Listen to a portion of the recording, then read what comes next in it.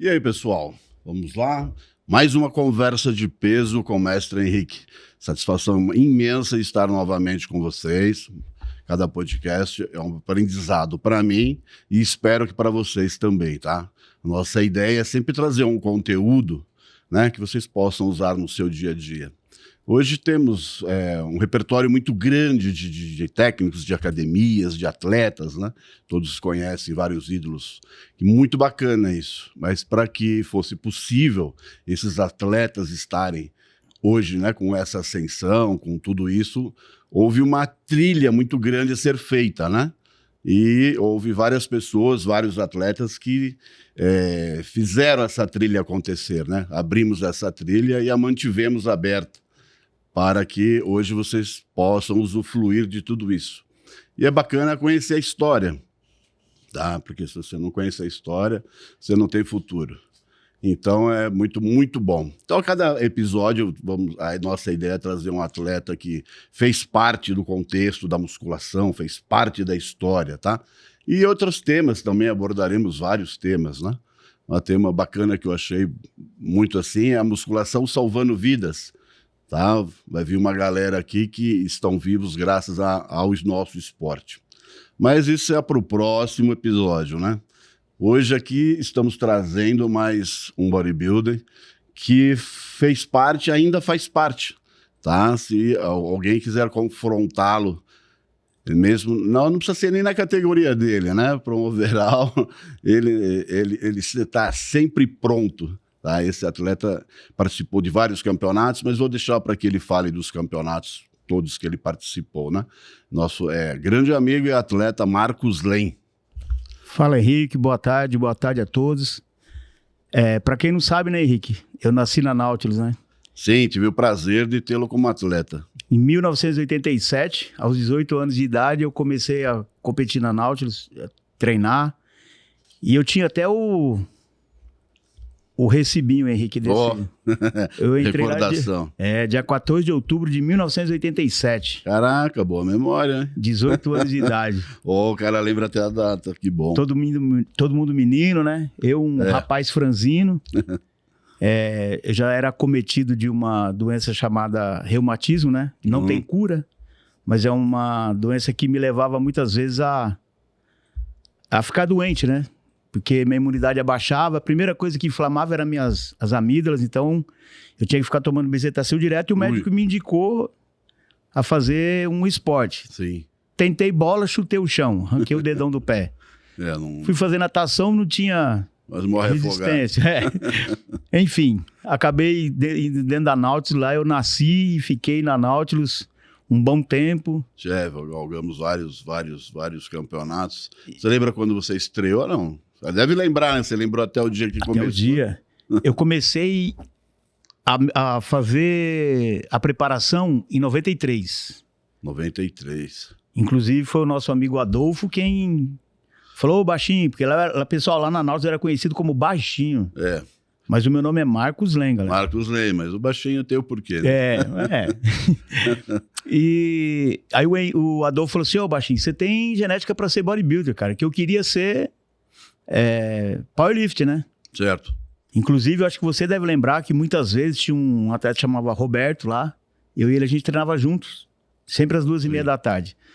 E eu cheguei a fazer agachamento lá com 230 quilos, cara. Olha, uma bela marca. Só que aí o Adolfo falou, você vai estourar o seu joelho, para com isso e tal. Aí eu parti pro bodybuilder. Mas foi um trabalho de 8 anos, né? Eu comecei em 87 e competi pela primeira vez em 1995 no Mr. Santos. Mr. Santos, um dos mais difíceis campeonato da história brasileira, né? Um campeonato de os melhores atletas, né? O sonho de vários atletas era participar do Mr. Santos. Nem o campeonato brasileiro tinha tanta glória como o Mr. Santos. Era um campeonato de peso, né? Campeonato de peso. Os melhores atletas vinham, atletas na realidade do Brasil todo, né? Após o campeonato brasileiro, a pegada era o Mr. Santos. Então, eu tinha 26 anos, eu pesei 62,5 kg na época. Fui preparado pelo Wilson Santos, né? O já falecido. Sim. Foi um cara que me ensinou muitas coisas. E eu tenho uma agendinha lá que de 95 ele me preparava, tudo que ele falava eu marcava na minha agenda, né? Tá tudo marcadinho lá, tem todas essas coisas lá. As revistas que eu fui capa, todas, tem tudo guardado lá. Não, bacana. E, cara, eu depois dali me apaixonei por isso aí, cara. Eu queria ser campeão de qualquer coisa. Aí em 96 eu voltei, o Henrique, ó. O Wilson Santos falou, ó, eu vou te preparar de novo. Só que naquela época, é que o pessoal hoje vocês estão acostumados a ter tudo na mão. Naquela época lá era difícil. Ah, sim. Não, hoje tem muitas facilidades. Existe a dificuldade de todo momento do país, sempre tem a dificuldade monetária. A gente parece que vai atravessar anos-luz e sempre é a mesma dificuldade, mas para cada tempo tem a sua dificuldade, né? Na nossas não tínhamos tantas informações e não tínhamos tantos suplementos, né? Não tinha tanta ajuda como se tem hoje em dia, na proporção, né? Na proporção. Mas é até legal, eu entrei no tema, mas você falar um pouco exatamente como era a sua preparação na alimentação, que eu sempre bato muito, que vários atletas têm essa fala, é muito caro, muito caro, muito caro. Sim, tudo é muito caro. Mas aí eles estão olhando para o lado errado também, né? Tem muitos alimentos fantásticos, naturais, excelentes, que vão te dar muita força, muita energia, né? Então não é necessário... desde aquela época lá eu já aprendi com o Wilson Santos, a gente comia 6 vezes por dia, né? Uhum. Na época do pré-contest, na dieta, a primeira refeição minha era 6h30 da manhã. E eu só parava 11 horas da noite. Então eu sempre trabalhei em academia, né? Na época a gente era instrutor, não era... Sim, professor, coach, né? O coach, personal. Então... E toda vez que eu ia lá no Wilson Santos, eu tinha que apresentar o recibinho que eu tinha feito depósito. Ele não atendia, não. O trabalho dele, mas eu aprendi muita coisa com ele. Não, o Wilson Santos foi um guru da época, né? Um cara que soube muito e apresentou muito, né?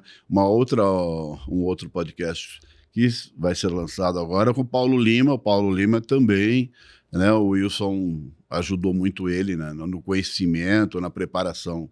O próprio Paulo Lima também. Eles tiveram um relacionamento de amigo mesmo, de irmão, né? E apesar dos dois serem grandes atletas, eles sempre estiveram junto ali, andando junto. Eu conheci o Paulo Lima em 1995, na Academia Gerson Doria. Uhum. Eu conheci ele 6h30 da manhã. Eu cheguei lá, ele estava lá com uma garrafa de 5 litros na mão, lá, tomando água e fazendo perna lá. As pernas já eram gigantes, né? Gigante. Então, aí em 96... eu ganhei meu primeiro campeonato, o estreante. Aí fui pro Paulista, ganhei o Paulista. Aí fui pro Brasileiro, fiquei em quarto no Brasileiro. Olha. Não tinha muita experiência, né? Sim.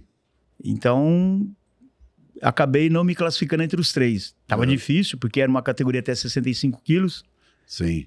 Muito disputada, hein? Muito disputada. Muito disputada. E aí já em 97... o Wilson Santos já não estava mais com ele, eu trabalhava na Academia São Giovanni lá em São Paulo, aí eu conheci um cara lá e o cara começou a me dar uma força. Uhum. Inclusive, também na época lá eu conheci ele é muito conhecido lá de Santa Catarina. Ele treinava com o Dória lá, no tempo do Dória. São Giovanni que você treinava, ele tinha... Quem que era? Eu lembro. Era o Júnior. O Júnior, que era a revista, né? Músculo Informe, né? Músculo Informe, era da revista Músculo Informe, era o dono da revista. Isso. Bacana. Então, e ali eu fiz uma dieta. Pela primeira vez eu fibrei até o glúteo ali. Olha. E aí eu fui pro Paulista, fui campeão paulista. Depois eu fui para Porto Alegre, fui campeão brasileiro. Depois fui campeão sul-americano e campeão ibero-americano. Aí o pessoal falou, pô, esse é o Bantam, né? E aí eu comecei a fazer minha carreira, cara. Hoje, o menino lá de manhã perguntou, Marquinhos, quantos títulos você tem? Fala, cara, quantos títulos eu tenho, eu sei. Eu só não sei quantos campeonatos eu já competi. Verdade. Títulos, apesar de eu ter uma boa memória, mas sempre escapa alguma coisa, né? São muitos campeonatos. Então eu tenho 89 títulos como campeão. Nossa. E 13 títulos como campeão overall. Bacana, hein? Que dá um total de mais de 100 títulos aí. Agora, competição eu devo ter mais de 120, 130, cara, por aí. Foram muitas competições, muitas competições. Terei quantos overalls? 13. 13 overall, ó, fantástico. É isso aquilo, né, pessoal? O overall é aquilo, ele é um Bantam, né? Até 165. A altura, né? A altura era até 1,65 só. Até 1,65, né? Disputando com a galera de 2 metros lá de altura, né? Inclusive, meu primeiro overall foi em Ribeirão Preto. E nesse dia eu ganhei do Bad Boy e do Sardinha. Foi onde eu conheci eles. Olha, que bacana. Lá em Ribeirão Preto. Depois a gente se tornou amigo, competiu mais vezes, né? Com certeza. Então, assim, você já competiu com quem, Lenho? Eu acho que já competi com todos os atletas do Brasil aí já. Todos os atletas, né? E nessa parte você competindo com todos, e aí eu tive o prazer também de basicamente conhecer todos esses atletas que tiveram o seu auge, né? Hoje são os tops, né? São os grandes gurus, né? Porque eu fazia parte da arbitragem, né? Fiquei muitos anos na arbitragem, então eu tive o prazer de arbitrar toda essa galera aí que tiveram essa carreira bacana, né? E sem dizer que a arbitragem naquela época eram 9 árbitros, não era? Depende o grau de cada campeonato, né? Mas era sempre bastante para evitar problemas, né? O mínimo era 5, né? Era impossível, tem que ter 3, não, sempre tem que ter o desempate. Geralmente mas o mínimo era de 5, que 7, 9, 11, no brasileiro chegava até a 15. Né? E depois era descartando, mas eram vários árbitros, né? De vários cursos, tal. A gente primava bem os árbitros, né? Para ser o mais justo possível, né? Ser o mais justo possível. É o que eu falo, o árbitro, eu já falei em outros podcasts, o árbitro, assim, ele fazia o possível para não errar, né? Porque um médico erra, interfere na vida de uma pessoa, né? Pode vir a óbito. E um árbitro erra, ele pode destruir a carreira dessa pessoa. Com certeza. Né? Tem pessoas que aceitam e outros não têm... Não teria uma condição psicológica para isso, né? E aquilo, ele está basicamente com um patrocínio engajado, uma viagem pronta, ele depende daquilo, é uma certeza que ele vai ganhar. E aí um descuido da arbitragem, ele perde, destrói todo aquele sonho, né? Então é complicado isso. Então, aí que você perguntou em relação à alimentação, hoje em dia, muitos atletas querem fazer dieta flexível, né? Uhum. Na nossa época não tinha nem gelatina diet. Ah, sim, né? Era banana, aveia, ovos, filé de frango, não tinha whey, não tinha creatina, o negócio era complicado. Não tinha nada. Ali era dieta mesmo. Dieta mesmo, alimentação, como se diz, uma intensidade, né, de treino, né? Uma intensidade de treino e os alimentos básicos, né? Que são até hoje, né? Mas o pessoal está floreando muito, achando um pouco de dificuldade aí na vida dos atletas, né? E é aquela coisa, né? O medo do carboidrato, né? Carbo, sem carbo não tem vida, sem carbo você não aumenta, sem carbo você não tem energia, né? É só saber a quantidade de um carbo bom, né? Eu sempre, na minha dieta, não usava carboidrato à noite. Depois das 8 eu não usava mais carboidrato. Sim. Hoje eu tenho a possibilidade de usar o carboidrato à noite. Uhum. Você coloca um carboidrato de uma ação mais rápida, né? E consegue colocar o carboidrato à noite. Ou seja, você vai fazendo alguns testes com o seu próprio corpo, seu metabolismo, e com o tempo você vai aprendendo. Exatamente. A princípio, você sempre pede ajuda para alguém mais experiente, né? A gente sempre vai ter alguém mais experiente. Dentro dessa experiência, ele vai te dar uma direção do que fazer. Mas sempre eu falo para os atletas, eu falo, olha, tudo que você fizer, anota. Né? Anota e vai vendo a cada dia o que acontece com o seu corpo. Principalmente após campeonato. Anota principalmente o após.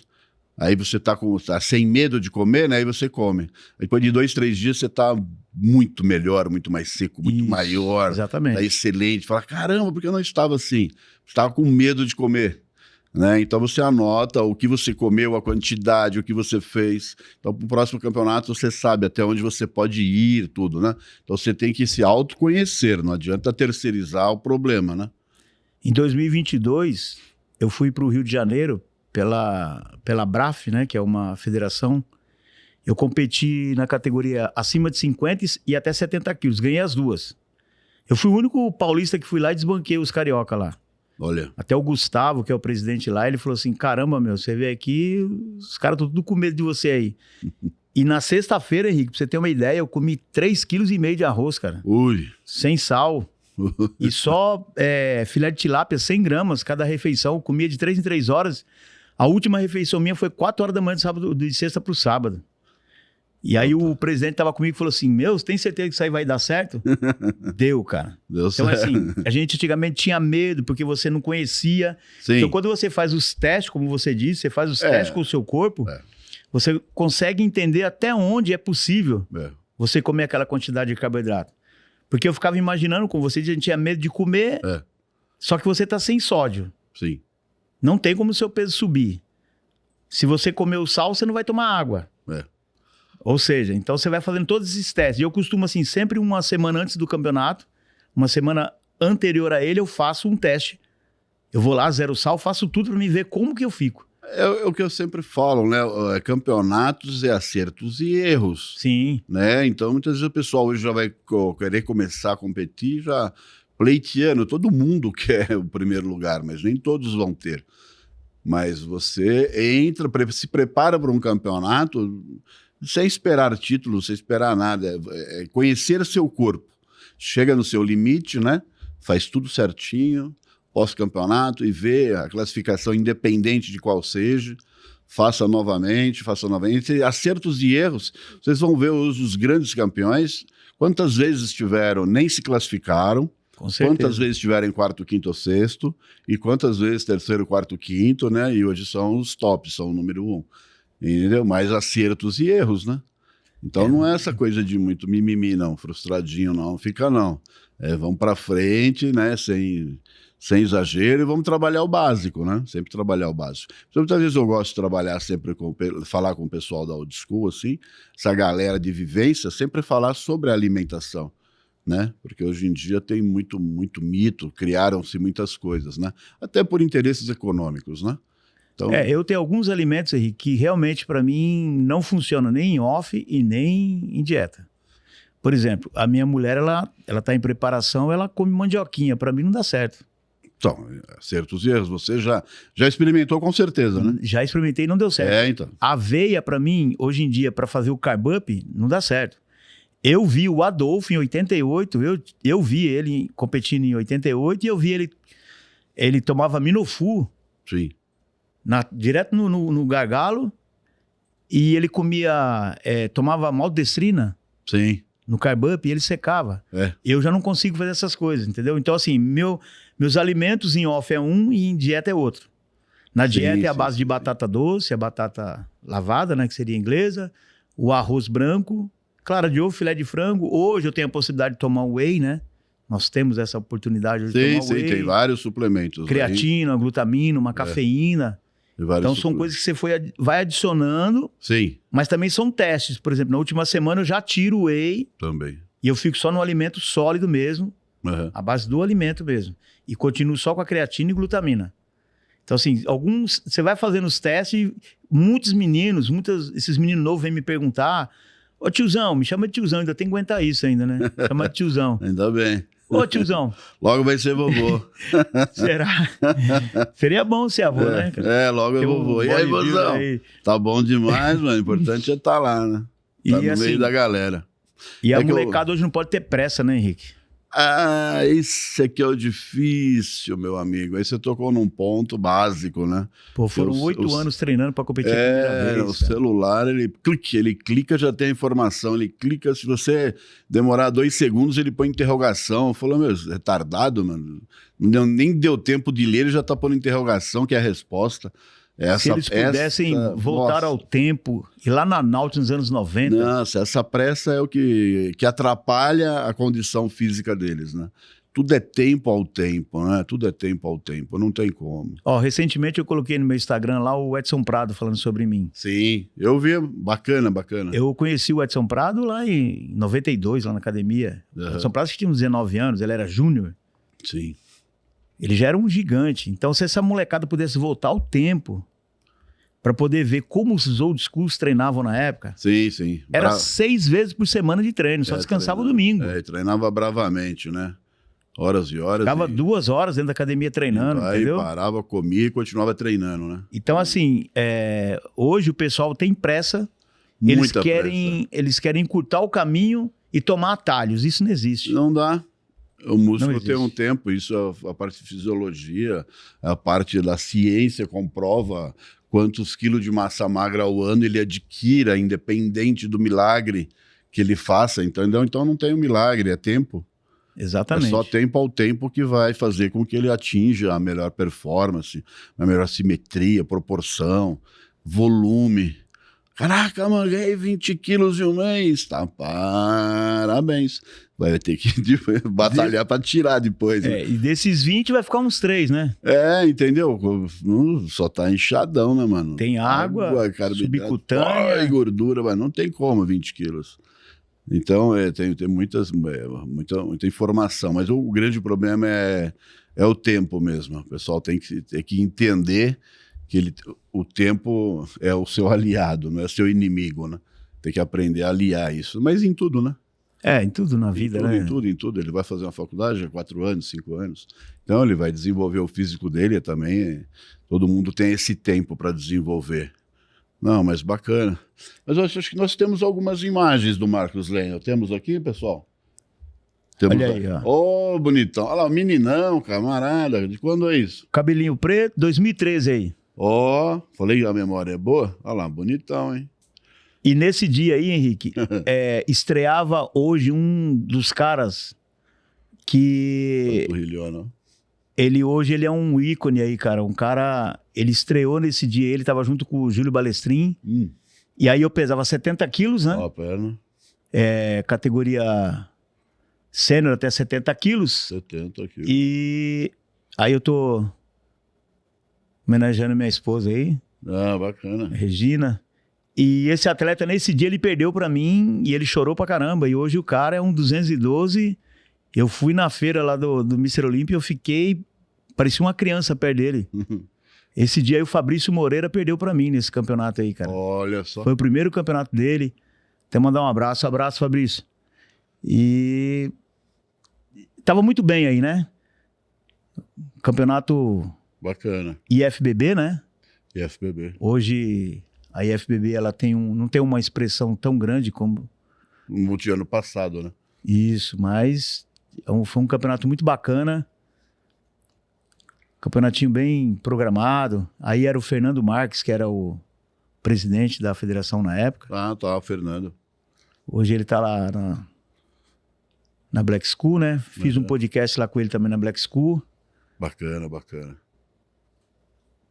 O pessoal que trilhou, né? O próprio pessoal da Black School, o Marcelo, né? Era o Marcelo Bella. Veio. Eu arbitrei Marcelo Bella. Ele competiu. Marcelo. Eu já vi foto dele em época de competição. Ele competiu, Marcelo Bella. Nós sabemos, Marcelão, sabemos o que você fez no verão passado. Nós estamos sabendo. Fernando Marques, eu também sei. Vixe, o Fernando tem história, hein? Isso daí. Nossa, mãe. Fernandão faz os podcasts falando os podres dos outros, nós temos que fazer um falando do Fernandão. Vamos fazer qualquer dia. Bacana, Fernando é gente boa, bem polêmico, mas ama o esporte, isso é importante. Com certeza. É uma polêmica positiva, é um cara positivo, isso é bacana. Não, bacana, é todo mundo envolvido, né? Você vê os atletas, né? E da época do old school, né, o Henrique, muitos atletas não pararam, né? Eles continuam, né? É que muitos atletas estão mais no campeonato do NPC, que dá vaga pro Mr. Olímpia, que dá vaga pro Barnard e tal. Mas outros estão nas outras federações que não tem tanta expressão, mas... Se pulverizou demais, né? Acho que as federações se pulverizaram, houve muita pulverização. E aí tira um pouco da concentração, né? Exato. Daquela concentração dos atletas, né? Aquele glamour. Então acaba aparecendo poucos atletas ali muito, né? Poucos na mídia, né? Fica muito focado, muito em cima de alguns e acaba esquecendo todo um histórico, toda a história da musculação. E o engraçado é que essas empresas, elas não é só na grande federação que dá vaga para X ou para Y que tem grandes atletas, né? Não, vários campeonatos, né? Você mesmo, né? Você já fez 2 campeonatos, né? Eu fiz o Arnold, eu fiquei 2 vezes em 3º lugar e o Mr. Olímpia também, em 3º lugar. Bacana. Não, mas você como atleta, você teve o prazer de estar à frente de 2 campeonatos. 2 campeonatos. Um foi em 2020... 2003, né? Sim. Que foi no Inesita Barroso de Santo André. Foi a primeira edição do Marcos Lean Classic e agora, em São Paulo, 2024, a segunda edição do Marcos Lean Classic. Foi feito pela FBBF, né? Certo. Mas o ano que vem a gente já vai estar em uma outra federação, já para a terceira edição. Não, bacana. Eu penso assim, um dia eu vou ter que parar. Eu Sim. ainda não penso em parar ainda, né? Sim, sim. Eu penso em descansar um pouco, tal, mas eu quero continuar trabalhando em prol do atleta. Não, a nossa vida, como você falou, né? Aos 18 anos já estava começando a treinar. Quer dizer, você tem uma vida toda dentro disso, né? Simplesmente não dá para falar, fui. Né? E aí a gente vai migrando, né? Vai migrando como técnico, depois como dirigente, né? Tá dentro da arbitragem, mas está sempre do contexto, né? Tá sempre próximo, né? Isso. Tá próximo dos atletas, né? E acho gostoso, porque a gente vivencia isso, né? E a galera fala, pô, e que aí, meu, tá firme e tal. Falou, cara, tem que estar. Pô, como é que você tá? Eu fiz 65, né? Porra, 65, cara, você tá bem e tal. Obrigado. Eu falei, cara, no nosso esporte, a gente não tem tempo de envelhecer, não dá tempo. Não dá tempo. Não dá tempo de envelhecer porque você tá sempre treinando, sempre fazendo, e é sempre uma renovação, então vem sempre uma molecada nova, então você tem que estar sempre dialogando com eles, né? Então você vai aprendendo novamente tudo isso, né? Várias coisas, eles aprendem conosco em relação ao treinar, alimentação, em relação ao esporte, né? E a gente aprende com eles o que está acontecendo no mundo em relação... E o gostoso é isso, né? Que é a gente trocar, fazer essa troca, né, de experiência, É uma interação, né? Exatamente. Por exemplo, eu tenho um atleta aí que ele chama Natanael, ele é um menino natural. Tem uma federação, que é a Federação Natural Brasileira, né? Bacana. E nós levamos ele lá para competir. Ele fez o doping, era 7 horas da manhã, 2 horas da tarde o doping estava pronto. E deu negativo. Que bom. E ele realmente é natural. Então ele é um garoto que ele tem uma expressão muito grande. A gente está tentando levar ele para um campeonato que dá vaga, para um campeonato amador, só que ele em Las Vegas. Eu acho que o próprio esporte migrar muito para isso, né? Os próprios old school, vários atletas tentarem alavancar essa parte do natural, né? Porque o esporte é ligado diretamente à saúde, né? E tem um pessoal que acaba exagerando um pouco, né? Por não ter doping, isso, aquilo, usando subterfúgios, aí acaba tendo a má fama. Né, que usa isso, usa aquilo, é horrível isso, né, pro esporte, né? E o pior é que tem muitos que fazem questão de falar, né? Sim, acha bacana, né? Acha legal. Eu uso isso, uso aquilo, pô, mas aí não é para usar isso, usar aquilo, né? É alimentação, é treino, é saúde, é garra, mas não é no nosso esporte, né? Isso é em tudo, né? Porque o doping está no esporte. Então todos eles têm que manter um equilíbrio, né? Isso é muito importante, eu acho muito bastante. Mas é legal fortalecer essa parte dentro do natural para a própria saúde em si, né? Envolve diretamente. O que a galera tem que pensar hoje é aquilo que a gente falou há minutos atrás. É dar tempo ao tempo. Não tem jeito. Esse menino, ele falou assim, eu não quero hormonizar, eu quero levar o máximo da minha carreira sem fazer necessidade de ter o uso dessa substância. Sim. E o primeiro momento que você olha para ele, não dá para acreditar que ele é um cara natural, cara. Só que ele tem a genética. Sim. Só que em cima da genética, não é só você ter a genética. É você lutar com a genética que você tem, aproveitar a sua genética para evoluir. E ele faz exatamente isso daí. Ele tem o próprio nutricionista dele e sou eu quem passa os treinos para ele. O nutricionista finaliza com ele a dieta, faz tudo. Eu só os treinos. E aí eu vou lá e ensino as poses. Entendeu? Assim, é muita pressa, cortar caminhos. Não adianta. Achei muito interessante, doutor José Maria Santarém, né? Há muitos anos está conosco, o médico, acho que um dos únicos cientistas mesmo verdadeiros para a época, na época, dentro do nosso esporte da musculação, né? Que estuda muito e gosta muito do nosso esporte. E um dos cursos que ele ministrou, estando presente, ele deu um exemplo que isso nunca eu esqueci, né? Então eles atribuem assim, Aí ele vê um cara lá, malhadão, numa obra, numa construção civil, né? Aquele cara grandão, fortão, cheio de músculo e tal. E aí você pergunta lá, porra, por que esse cara é forte? Desse jeito. O cara fala, porra, mano, ele levanta peso o dia inteiro. Olha o saco de cimento que ele pega, olha a força que ele faz, por isso que ele é musculoso.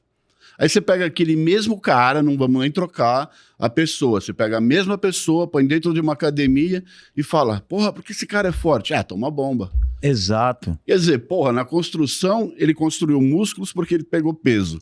Agora, na academia porque ele usou o subterfúgio, é absurdo, né? Você vê o conceito.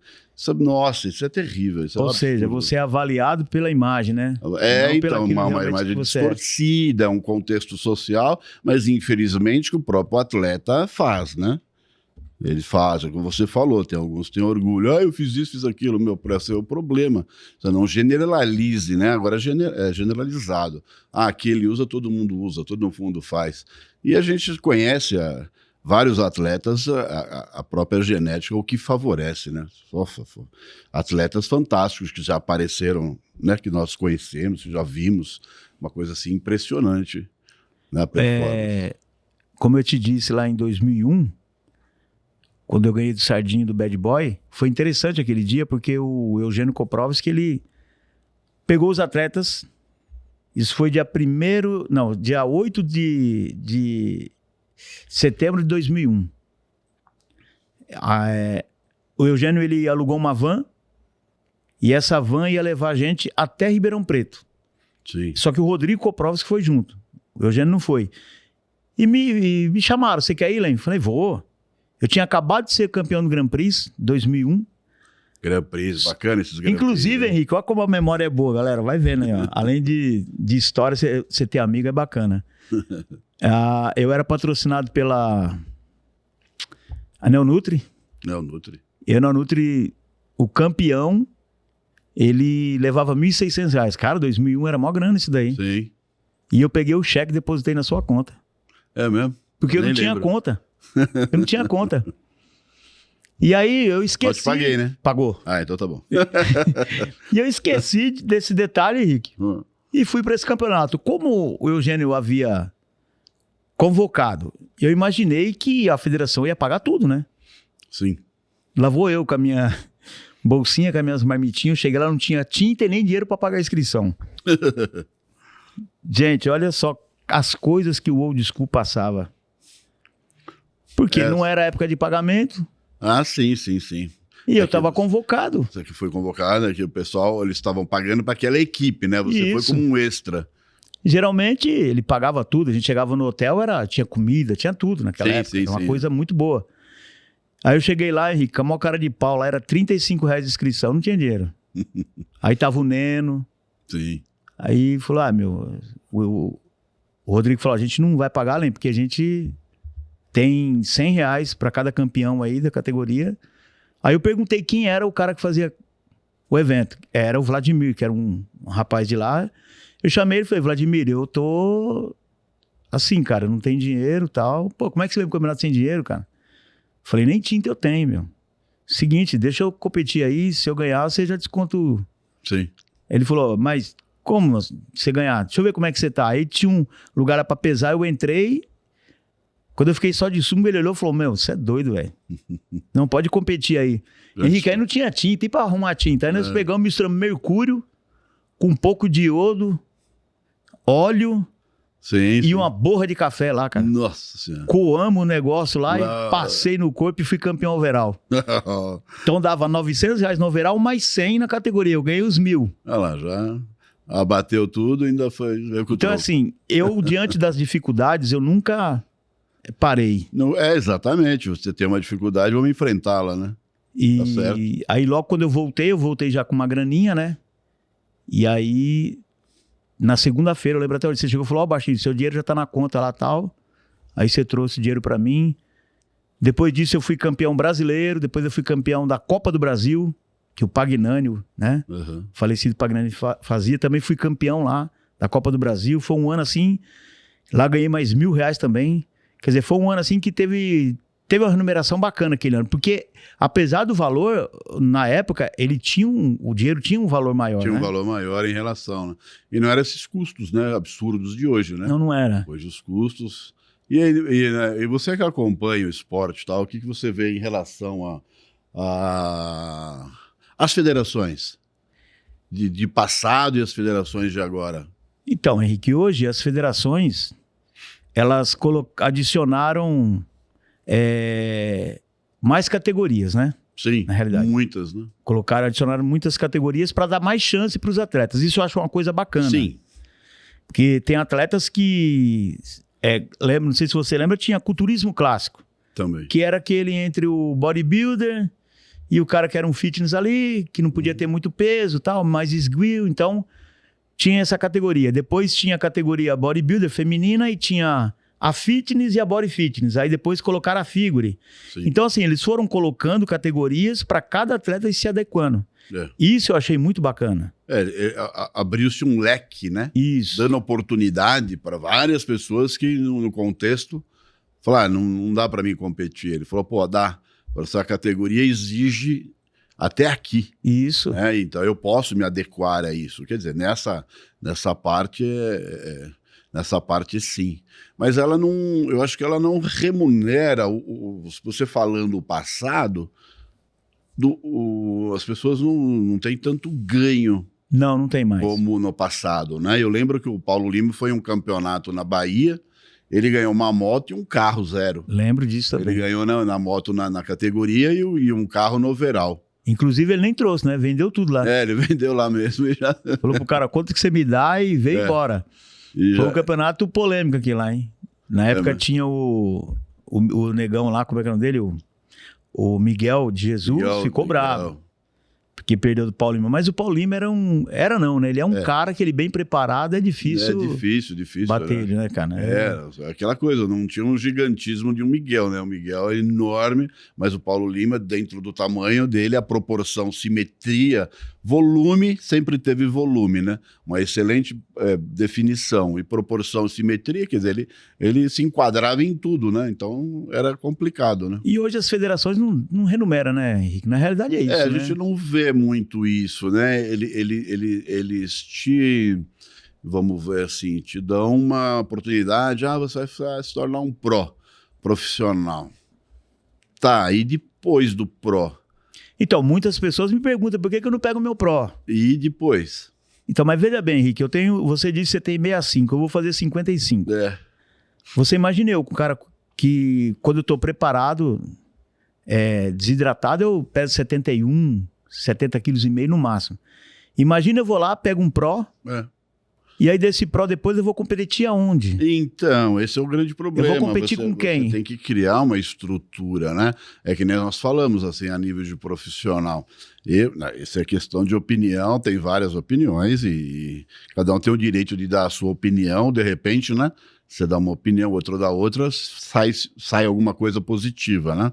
Como eles dão? Pô, tem campeonato que só vamos dar 10 pró, 12, 15.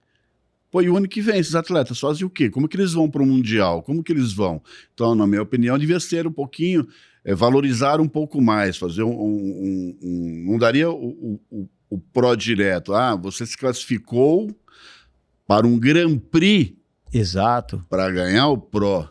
Lembra, o Grand Prix era fantástico, né? Porque você pegava os grandes campeões do ano, e os do ano passado poderiam participar também, né? Eles davam aquele título, todo mundo ganhou o título ano passado.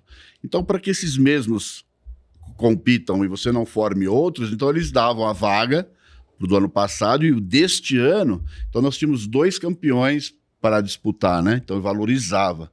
E tem um Grand Prix. Então, a cada campeonato, você ganhou a vaga para o Pro, ganhou a vaga para o Pro, ganhou a vaga para o Pro. Então, vamos lá, 30, 60 classificados para um Pro, um profissional. Vamos fazer um Grand Prix no fim do ano, vai sair um profissional de cada categoria. O correto é fantástico, mas dentro disso, o que vai acontecer?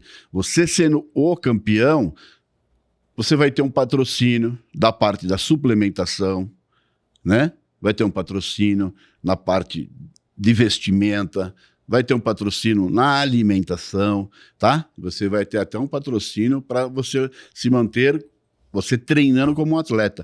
Então, imagina o título, a valorização desse título. É monstro, né? Exato. Caraca, é um sonho de qualquer um se tornar aquele cara ganhando X, né? Viver pelo esporte. Através disso dá, né? Agora, todo ano, ganhei, sou profissional. E você faz o quê com o profissional? Então, eu conheço muitos atletas que se tornou pró e se arrependeram, porque...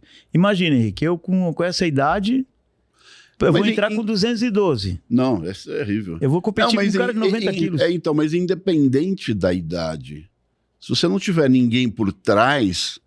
Te bancando, te sustentando, te dando uma força, você não vai conseguir. E outra, que já é tudo mais difícil. Se você não tiver esse apoio que você acabou de dizer, exatamente. É melhor você ficar como amador. Exatamente. E aquilo, né? Estamos no Brasil, o país atravessa muita dificuldade econômica, muita transição política, tudo interfere na vida, né?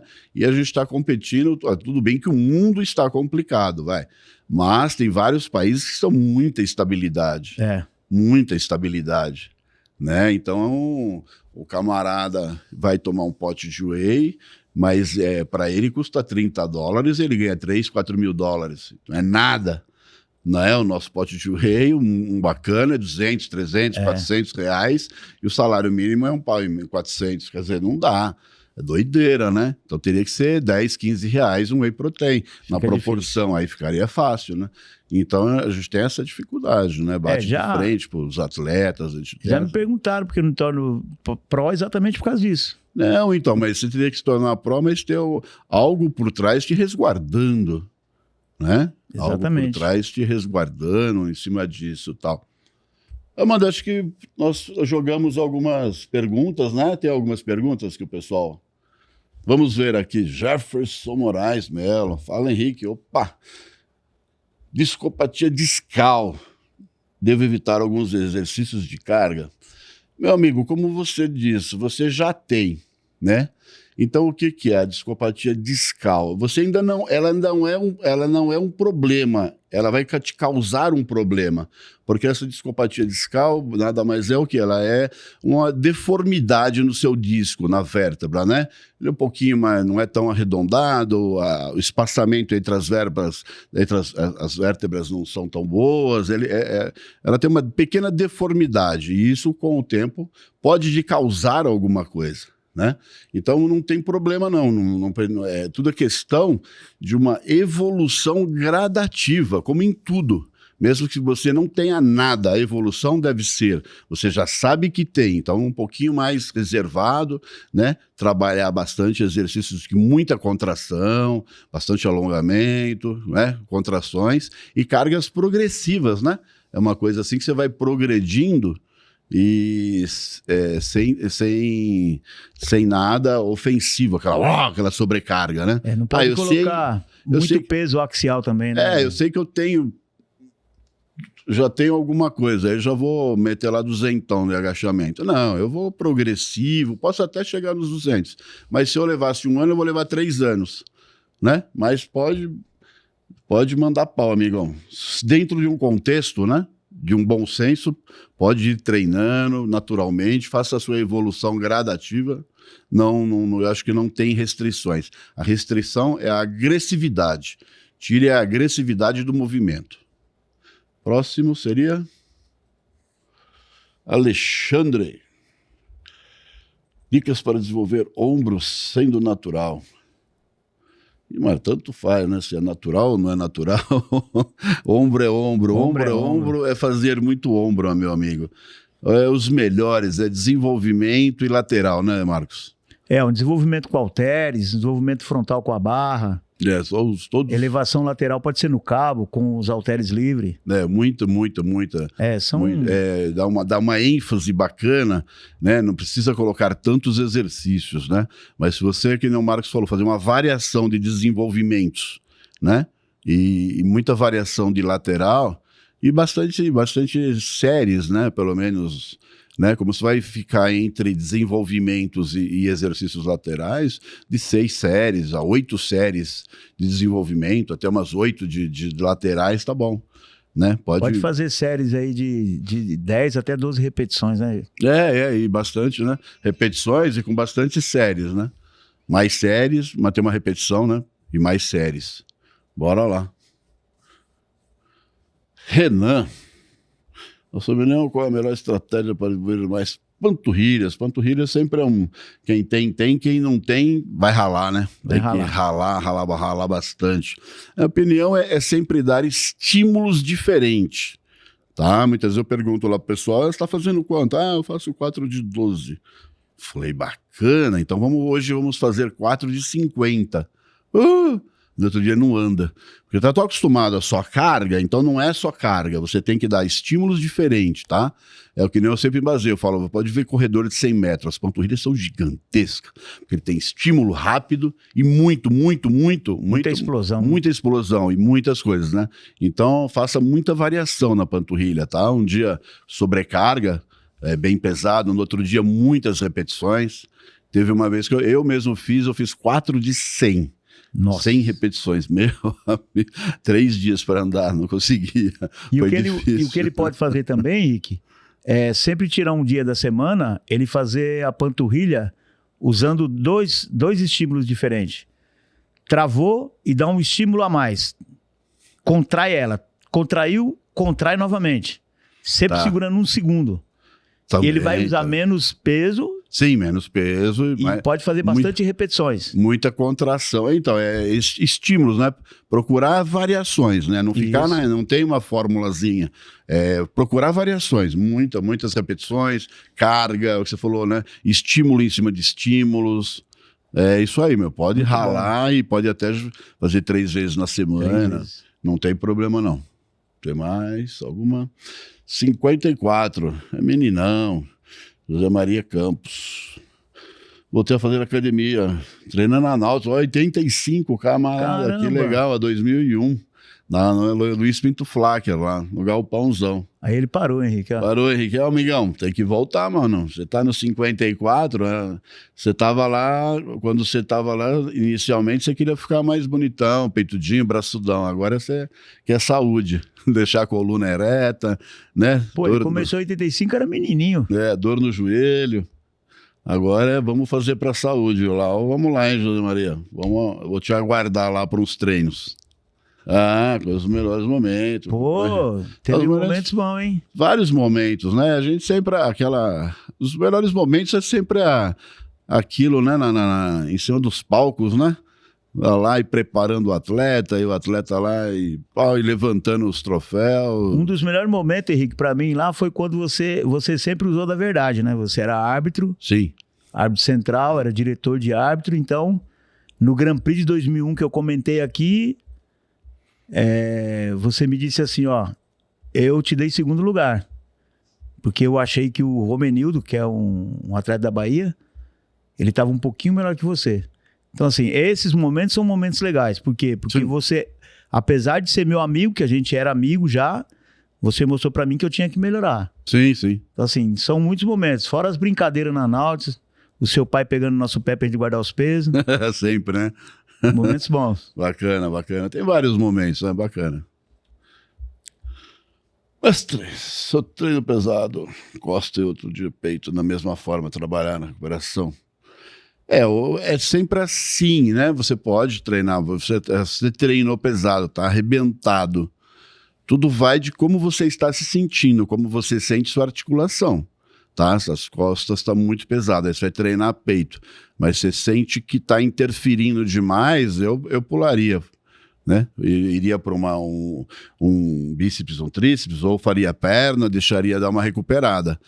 Tudo vai de você, entendeu? Tudo é certo e tudo é errado, né? Então não é uma resposta direta e certíssima, mas se você sente que só está sentindo as costas, mas a sua articulação está tranquila, na hora que você trabalha o peitoral, você sente que sobra energia, bacana. Agora tem treinos que não dá, né? Não dá. Tem treinos que você faz e fala, mamãe, não, eu mexo, ela está tão dolorida que interfere tanto que você perde a contração do peitoral. Aí eu prefiro jogar um outro músculo, né?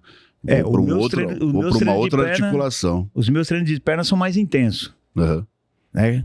Eu não sou mais powerlift, né? Virei bodybuilder, então Sim. eu tive uma ruptura parcial do menisco esquerdo, então eu não consigo fazer os agachamentos livre pesado. Sim. Então eu faço os treinos mais intensos, de 8 séries, por exemplo, aumentando as cargas entre os exercícios, mas demora mais para recuperar. Então é como você disse, você sentiu que o físico está recuperado, treina. Bom, bora. Não sentiu que não está recuperado, dá um dia a mais. Dá um dia a mais. O descanso é tão importante quanto ao treino. Não adianta Isso. você se matar. As fibras precisam se recuperar, né? Se machucar e tal.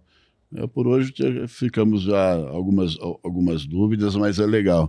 Mas é legal isso aí, pessoal. Sempre estar participando conosco, né, nos podcasts aqui, e essa interação, né? Perguntas e respostas, isso é muito bacana, porque a gente vai tentando tirar dúvidas, né, em todos os sentidos. Henrique, Mas você participou do meu primeiro Marcos Lane Classic, primeira edição. Sim, eu estive lá. Fui homenageado, agradeço muito, eu fui mesmo. O segundo eu não pude, que estava tendo a Feira do Arnold, né? E eu fui homenageado na Feira do Arnold, no pessoal do Powerlift.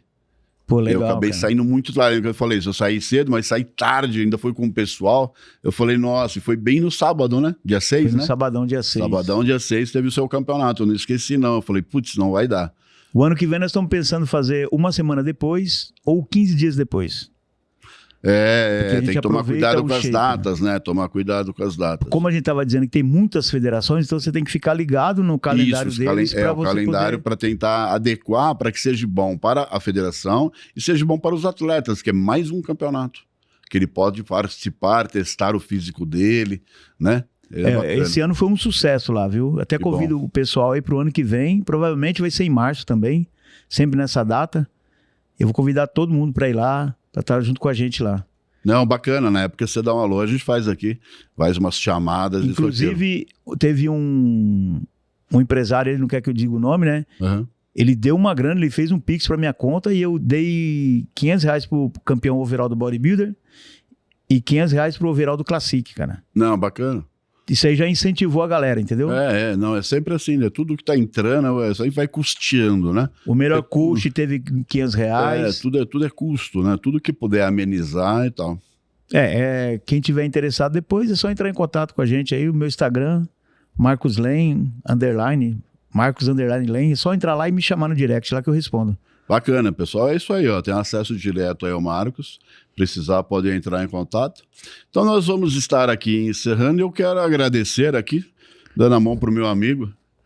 Oi. Bacana, eu agradeço muito a sua visita, esse bate-papo. É aquilo que eu falo, né? Pessoal da Old School aqui, se nós fizermos um podcast de 24 horas... vai rodar, né? Pode rodar, porque não tem, o assunto é tanto que se falarmos de cada campeonato, que cada passagem e as brincadeiras sadias, né, que fazíamos... Cara, com certeza. E é um todo...